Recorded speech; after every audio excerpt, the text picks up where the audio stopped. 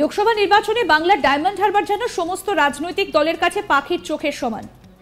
এই ডায়মন্ড হারবার কেন্দ্র অভিষেক বন্দ্যোপাধ্যায়ের গড় হিসেবে পরিচিত। সবার আগে এই কেন্দ্রে অভিষেক ব্যানার্জিকে চ্যালেঞ্জ ছুড়ে দিয়ে সেখানে প্রার্থী হবার কথা বলেছিলেন আইএসএফ বিধায়ক নওশাদ সিদ্দিকী। এবার সেই ডায়মন্ড হারবার কেন্দ্র নিয়ে বড় ঘোষণা বিজেপির। অমিত শাহ তিনি বঙ্গ সফরে রয়েছেন। টার্গেট বাংলায় ৪২টি আসনের মধ্যে ৩৫টি আসন পাওয়া। সেই নিয়ে ব্লুপ্রিন্ট তৈরিও করে দিয়েছেন শাহ। এবার ডায়মন্ড হারবার থেকে মহিলা প্রার্থী দেওয়া হবে বলে জানিয়েছে বিজেপি। এখন কথা হলো কে সেই দাপুটে মহিলা নেত্রী যিনি অভিষেক বন্দ্যোপাধ্যায় বা নওশাদ সিদ্দিকীকে হারাতে পারেন কিনা।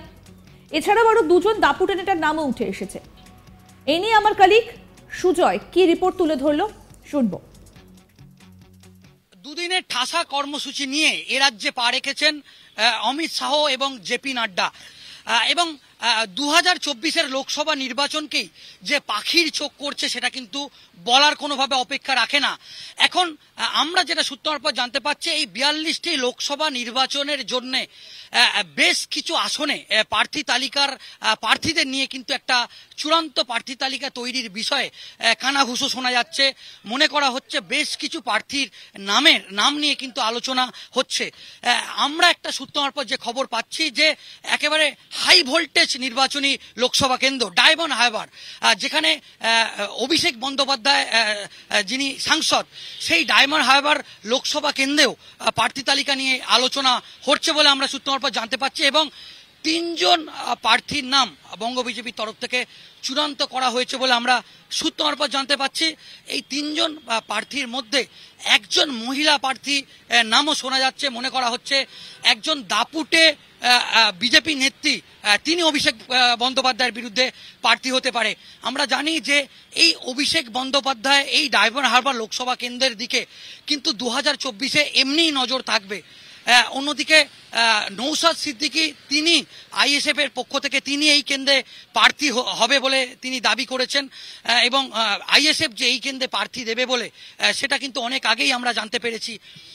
ঠিক সেইভাবেই নওশাদ সিদ্দিকী অভিষেক বন্দ্যোপাধ্যায়ের বিরুদ্ধে যেরকমভাবে প্রার্থী হচ্ছে, যেহেতু এটা একেবারে নজরকাড়া লোকসভা কেন্দ্র, আমরা জানি যে তৃণমূল কংগ্রেসের যুবরাজও বলা হয় অভিষেক বন্দ্যোপাধ্যায়কে, সেই দাপুটে বলা যেতে পারে একেবারে তৃণমূলের দাপুটে সাংসদ এই অভিষেক বন্দ্যোপাধ্যায়ের যে ডায়মন্ড হারবার লোকসভা কেন্দ্র, এই নির্বাচনী কেন্দ্র নিয়ে যেরকমভাবে আইএসএফ এর যেরকমভাবে প্রস্তুতি শুরু করেছে, ঠিক সেইভাবেই বঙ্গ বিজেপিও কিন্তু আগে ভাগে এই কেন্দ্রের প্রার্থী নিয়ে চুলচেরা বিশ্লেষণ শুরু করেছে।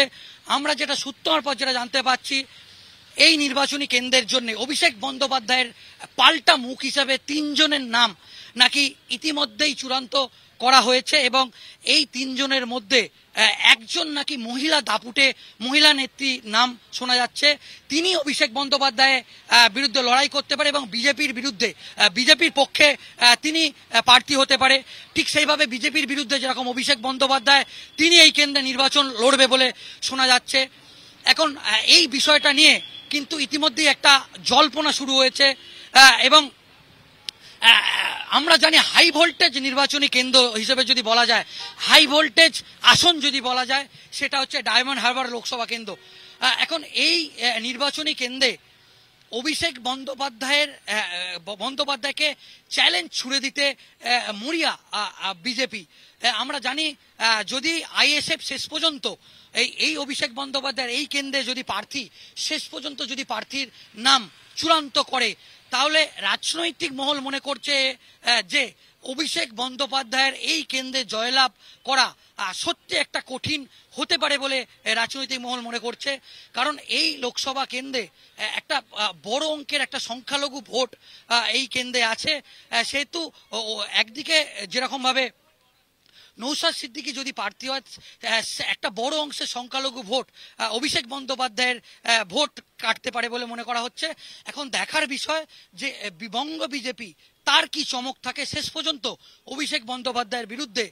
এই যে 3টি নাম, তার মধ্যে একজন শোনা যাচ্ছে যে দাপুটে বিজেপি নেত্রীর নাম শোনা যাচ্ছে, যে শেষ পর্যন্ত তিনি কাকে বঙ্গ বিজেপি প্রার্থী করে এবং অভিষেক বন্দ্যোপাধ্যায়ের এই নির্বাচনী হাই ভোল্টেজ নির্বাচনী কেন্দ্রে শেষ পর্যন্ত লড়াই বিজেপি কতটা অ্যাডভান্টেজ পায়, এখন সেটাই দেখার বিষয়। যদিও এর আগে আজ তাক বাংলা এসে বিজেপি রাজ্য সভাপতি সুকান্ত মজুমদার জানিয়েছিলেন তারা আইএসএফ এর সঙ্গে কোনো সেট রফায় যাবেন না। বিজেপি যে সব আসনে প্রার্থী দেবে সে কথা 30শে নভেম্বরই জানিয়েছিলেন সুকান্ত মজুমদার। শুনব।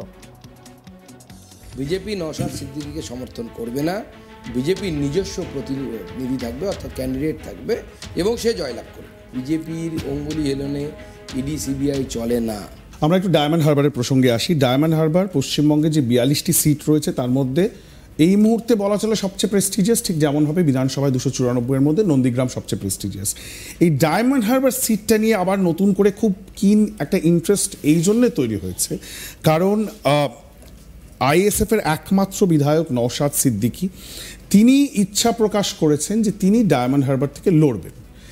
এমন জায়গায় গিয়ে অনেকেই বলছেন যে একটা নতুন সমীকরণ তৈরি হতে পারে যেখানে গিয়ে মুসলিম ভোট কাটার একটা প্রচেষ্টা হতে পারে এবং দেখা যাচ্ছে যে কংগ্রেসের পক্ষ থেকেও তাকে সমর্থন করা হচ্ছে, বামেদের পক্ষ থেকেও তাকে সমর্থন করা হচ্ছে। আপনি বিজেপির রাজ্য সভাপতি, এরকম যদি পরিস্থিতি আসে তাহলে অভিষেক বন্দ্যোপাধ্যায়কে হারাবার জন্য একটা যৌথ প্রচেষ্টা কি তলে তলে চলছে, যেখানে গিয়ে নওশাদ সিদ্দিকী যদি সত্যি ক্যান্ডিডেট হন তাকে কি আপনারাও সমর্থন করবেন? দেখুন, আমাদের পার্টির স্ট্যান্ড খুব ক্লিয়ার করে দিচ্ছি।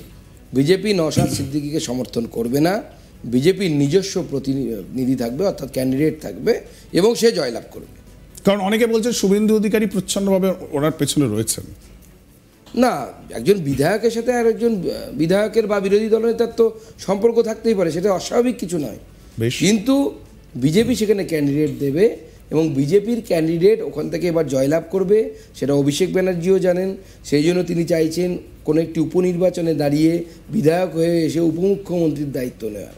সেটা কোনোভাবে চলছেন, রাজি হচ্ছেন না মুখ্যমন্ত্রী, নিজেদের মধ্যে সব চলছে, আমরা খবর পাচ্ছি, আমাদেরও তো ভিতরে কিছু লোক আছে তারা খবর দেয়। এবং আমি একেবারে শেষ সময়, আমাদের সময় একেবারে সংক্ষিপ্ত, আমরা শেষ সময় এসে এই প্রশ্নটা করতেই হচ্ছে কারণ আজকে নভেম্বরের 30 তারিখ, আগামীকাল ডিসেম্বরে আমরা প্রবেশ করছি এবং বিরোধী দলনেতা শুভেন্দু অধিকারী গত বছর আমাদেরকে ডিসেম্বর থিওরি দেখিয়েছিলেন এবং আবার কানাঘুষো শোনা যাচ্ছে বিভিন্ন জায়গায়, চায়ের দোকানে, বাসে, ট্রামে বারবার কানে এই কথাটাই বাজছে যে এবার কে। কারণ কিছুদিন আগেই জ্যোতিপ্রিয় মল্লিক গেছেন এবং একটা মানুষের মনে একটা কথা ভেসে উঠছে যে এবার হয়তো অভিষেক বন্দ্যোপাধ্যায়কে যদি ডাকা হয় তাহলে হয়তো তিনি আর যেভাবে প্রত্যেকবার বেরিয়ে আসেন এবার হয়তো সেভাবে বেরিয়ে আসবেন না, বা খুব গভীর একটা কোনো সংকট ব্যানার্জি পরিবারে আসতে চলেছে। আপনাকে জিজ্ঞাসা করব সরাসরি যে সিবিআই, ইডি যেভাবে তারা তদন্তকে এগিয়ে নিয়ে যাচ্ছেন, সত্যি কি কোনো একটা বড় পদক্ষেপের সম্ভাবনা, যেটা নিয়ে এই মুহূর্তে রাজ্য রাজনীতি একবারে তোলপাড় চর্চা হচ্ছে, আপনি নিশ্চয়ই শুনেছেন, এরকম কোনো সম্ভাবনার আশা করছেন? দেখুন, আমি আগেও বলেছি, আবার ক্লিয়ার করে দিচ্ছি, বিজেপির অঙ্গুলি হেলনে ইডি সিবিআই চলে না। কারণ ইডি সিবিআই, বিশেষ করে ইডির ক্ষেত্রে আমি যদি বলি, তাদের যে অ্যারেস্ট এবং তারপরে তার কনভিকশন, এই percentage of conviction is very high. অর্থাৎ তারা উপযুক্ত তথ্য প্রমাণ ছাড়া কাউকে গ্রেপ্তার করে না। আমি বললেও করবে না, মুখ্যমন্ত্রী বললেও করবেন না, প্রধানমন্ত্রী বললেও করবে না, কারণ তাদের ইনস্টিটিউশনের গরিমা এর সাথে জড়িত হয়ে আছে। তো স্বাভাবিকভাবে যদি কারো বিরুদ্ধে তথ্য প্রমাণ থাকে সে গ্রেপ্তার হবে, যদি তথ্য প্রমাণ না থাকে সে গ্রেপ্তার হবে না। অনেক সময় দেখা যায় যে চুরি হয়েছে, কিন্তু কে চুরি করেছে তার উপযুক্ত প্রমাণ আনা যায় না। যেমন আমরা 2G 3G স্ক্যামের ক্ষেত্রে দেখলাম, আদালত প্রথমে বললো যে হ্যাঁ চুরি হয়েছে, এটা এস্টাবলিশড আদালতে যে চুরি হয়েছে, কিন্তু কে চুরি করেছে, রাজা করেছে না অন্য কেউ করেছে, তার বিরুদ্ধে তথ্য প্রমাণ পাওয়া গেল না। বেশ, আমরা দেখবো, আমাদের অপেক্ষা থাকবে ডিসেম্বরের দিকে। একেবারে শেষ প্রশ্ন, আপনার সহকর্মী অন্য দল থেকে, মানে অবশ্যই তৃণমূল কংগ্রেস থেকে লোকসভার বুকে মহুয়া মৈত্র, কৃষ্ণনগরের সাংসদ, তার বিরুদ্ধে রেকমেন্ডেশন হলো যে তাকে এক্সপালশন, তাকে সাসপেন্ড করা হবে। মহুয়া মৈত্রকে মানে এতটা স্ট্রংলি বিজেপি যে অ্যাকশন রেকমেন্ড করছে বা মহুয়া মৈত্রর বিরুদ্ধে, অনেকেই বলছেন যে এটাতে তো মহুয়া মৈত্রই লাভ হলো। ইনফ্যাক্ট মমতা বন্দ্যোপাধ্যায় নিজে বলছেন যে মহুয়া মৈত্র যেই কথাগুলো এতদিন পার্লামেন্টের ভেতরে বলতেন, এবার তিনি বাইরে গিয়ে প্রচার করবেন। মাত্র আর 5 মাস বাকি, মহুয়া মৈত্রর বিরুদ্ধে এত কড়া একটা জেহাদ ঘোষণা করার বিজেপি কি রাজনৈতিক ফায়দা পাবে? দেখুন, প্রথম কথা হচ্ছে মহুয়া মৈত্র কী করেছে সেটা আগে আমাদের জানা প্রয়োজন। সমস্ত এমপির একটি লগ ইন আইডি এবং পাসওয়ার্ড থাকে, সেই লগ ইন আইডি পাসওয়ার্ড তিনি দিয়েছেন কাকে? আদানি গ্রুপের যার সাথে কম্পিটিশন চলে, প্রতিস্পর্ধা চলে, এরকম একটি কোম্পানিকে তার সিইওকে তিনি দিয়ে দিয়েছেন। সে সেই আইডি লগ ইন করেছে পৃথিবীর বিভিন্ন দেশ থেকে। তার মানে সে আবার আর কিছু লোককে হয়তো দেখা যাচ্ছে এখন নিউ ইয়র্ক থেকে লগ ইন হয়েছে, কখনো দেখা যাচ্ছে সেই একই সময় বা একই দিনে দুবাই থেকে লগ ইন হয়েছে, অন্য একটি জায়গায় লগ ইন হয়েছে। এবং তার পরিপ্রেক্ষিতে কি শোনা যাচ্ছে, উনি কি পেয়েছেন বা কি নিয়েছেন এমনি দেননি। কেউ বলছে লিপস্টিক দিয়েছে, কি কোম্পানি আমি তো নামও শুনিনি ওগুলোর, পারফিউম পেয়েছেন। আবার এখন আমার ওনার নামে কেউ বলছে রোলেক্স রানি ওনার নাম। রোলেক্স তো আমি শুনেছি ঘড়ির কোম্পানি হয়, আমরা টাইটানের ঘড়ি পরি, আমরা রোলেক্স ফোলেক্সের ঘড়ি এখনো পর্যন্ত দেখিনি আর কি, দোকানে দেখেছি এয়ারপোর্টে।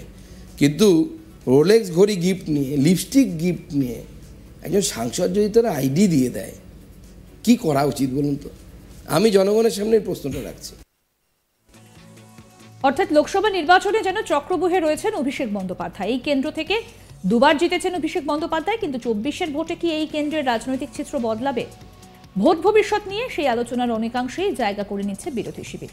আর এখানে টুইস্ট, ডায়মন্ডের ষড়ভুজ না হলেও চতুর্ভুজের চক্রবুহে অভিষেক বন্দ্যোপাধ্যায়কে ঘিরে ধরার পরিকল্পনা বিরোধীদের। আরও আপডেট পেতে আজ তাক বাংলার ইউটিউব চ্যানেল সাবস্ক্রাইব করুন, নোটিফিকেশন পেতে বেল বাটন অপশন প্রেস করুন। এই ভিডিও সম্পর্কে আপনাদের মতামত জানান, কমেন্ট করুন, শেয়ার করুন, হোয়াটসঅ্যাপে ফলো করুন আজ তাক বাংলা।